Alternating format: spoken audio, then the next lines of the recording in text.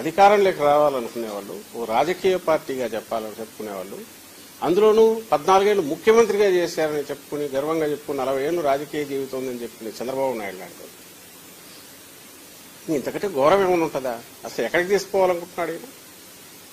Land titling act అది నిజానికి దేనికి వస్తుంది అంటే అక్రమాలకు చెక్ పెట్టడానికి ఒక ఆదర్శప్రాయమైంది.